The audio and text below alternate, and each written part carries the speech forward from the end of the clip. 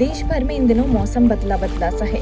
कहीं सामान्य से ज्यादा तापमान तो कहीं मानसून की वापसी के बीच भारी बारिश का कहर देखने को मिल रहा है। महाराष्ट्र में भी बारिश ने कहर बरपाया हुआ है, जिसके चलते कई जिलों में बाढ़ से लोग बेहाल हैं।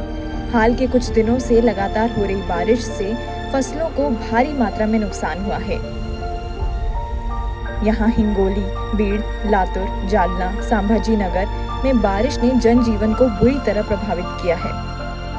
हिंगोली में इस बार बाढ़ ने किसानों के खड़ी सोयाबीन, कपास और हल्दी की फसलें बर्बाद कर दी हैं। हर किसान अब सरकार से मदद की उम्मीद लगाए बैठा है। आम्ही 3 पिके घेतो, सोयाबीन, कापूस आणि तूर। तर या तिन्ही पिकाचं इस साल सोयाबीन, कपास और तुअर की फसल लगाई थी, मगर इन फसलों को भारी नुकसान हुआ है। इस साल बहुत बारिश हुई है, जिसके कारण तीनों फसलें बाढ़ के पानी में बह गईं। हे खरडून गेलेली आहेत। सोयाबीनसाठी एकरी खर्च सगळा जर उन्होंने बताया कि सोयाबीन में 35,000 रुपए 1 एकड़ का खर्च आता है खर्च यायला साहेब और उत्पादन मात्र 3 से 4 क्विंटल मिल पा रहा है, जिसको मार्केट में 3,500 रुपए भाव से बेचा जा रहा है, 3,000 रुपये भाव आहे त्याचा आणि 3,000 भावाने किती 2 क्विंटलचे पैसे वाले तर जिससे लागत और उत्पादन की तुलना की जाए तो खेती घाटे में चल रही है। खाद और बीज के भी पैसे वसूल नहीं हो पा रहे हैं। ठीक आहे, त्याला खर्च तर आला, पण खता बियाचं पण पैसे निघत झालेत आमचे सोयाबीनला। तर याच्याकडे ऐसे में किसानों का कहना है कि सरकार इस परिस्थिति को समझकर उन्हें मदद दे। तरी आता भरपाई नुकसान द्यावी। म्हणून असं सुरू आहे। यावर्षीची परिस्थिती अशी आहे की गेल्या वर्षी पण किसान विश्वनाथ का कहना है कि पिछले 4 सालों से यही परिस्थिति चल रही है। उनके पास खेती के अलावा कोई दूसरा धंधा भी नहीं है। सांगा की अशा परिस्थितीमध्ये तुम्ही म्हणताय की 35,000 रुपये खर्च येतो, 15,000 रुपये तुम्हाला मिळतात, शेती किती करता? काय करू शकता, दुसरा नाईलाज आहे ना, दुसरा काही व्यवसाय नाही, कोणी काय नोकरीला नाही, कोणी काय नाही, शेतीवर सगळं अवलंबून आहे बाग। तर शेती करावंच लागणार ना। तर असं जर केलं तर पुढे शेती बी सोडून द्यावं लागणार आहे, काहीतरी दुसरा रोजगार बघावा लागणार आहे। मागणी काय तुमची आता सरकार? मागणी आता हीच आहे की अगर ऐसे ही चलता रहा तो उनका कहना है कि दूसरा काम करने के लिए बाहर जाना पड़ेगा। त्याप्रमाणे नुकसान भरपाई आमची द्यायला पाहिजे सरकारनं। पीक विमा काढला होता का? पीक विमा काढला, पीक विमा काढला आणि सर्व पिकाची बी विमा काढून घेतलेला आहे आम्ही यावर्षी, आणि पैसे भरून बी विमा काढलेला आहे यावर्षी। तरी पण आता पीक विमा काढून बी नुकसान भेटण झाली, सगळं खरडून गेलं, चक असं काही राहिलं नाही लगे आता। तुम्ही म्हणताय सगळी घाट्यामध्ये शेती सुरू आहे, मग आता हे सगळं धकवतात कसं? काय करणार साहेब, कर्ज आहे, आता कर्ज आता यावर्षी वाटलं फिटत होतं, बँकेचं कर्ज आहे, 2-3 लाख रुपये कर्ज आहे, पण आता यावर्षी तर चकच खरडून गेलं।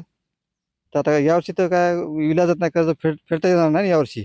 त्यामुळं शासनाने तरी सरकारला आम्हाला मदत द्यावी शेतकऱ्याला, आहे की नाही।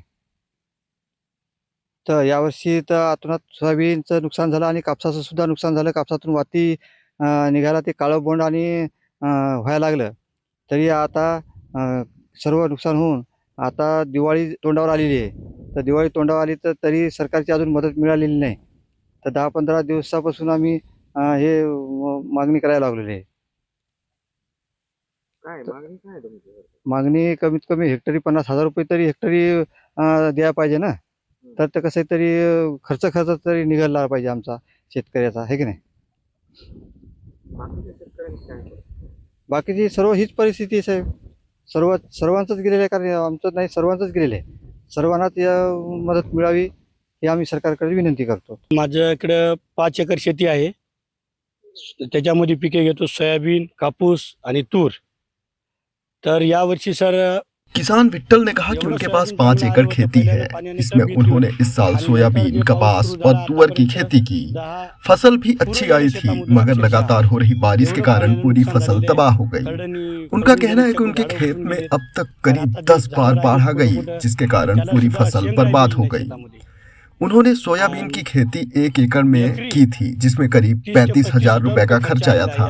उनका कहना है कि उन्होंने फसल का बीमा भी करवाया था, मगर पंचनामा करने के लिए कोई भी नहीं आ रहा है। उनकी सरकार से मांग है कि उन्हें जल्द से जल्द 1 एकड़ के हिसाब से 50,000 रुपए की मदद दी जाए। आमची एवढीच मागणी आहे सरकारला की विमा भरलेला आहे, विम्याचं सुद्धा कोणी आणि फरकलेलं नाही शेतामध्ये बघायला बांधावर फोन लावले की हो येतो असंच म्हणत आहेत आणि अधिकारी सुद्धा यायला तयार नाहीत। तर आमची सरकारला एवढीच मागणी आहे की नुकसान भरपाई म्हणून कमीत कमी शेतकऱ्याच्या खात्यावर कमीत कमी 50,000 रुपये एकरी द्यायलाच पाहिजेत, एवढी बोलून मी 2 शब्द संपवतो। अगर ये वीडियो आपको पसंद आया है तो इसे लाइक ज़रूर करें। अगर चैनल अभी तक सब्सक्राइब नहीं किया है तो कर लें और नोटिफिकेशन पाने के लिए बेल आइकन भी दबा दें।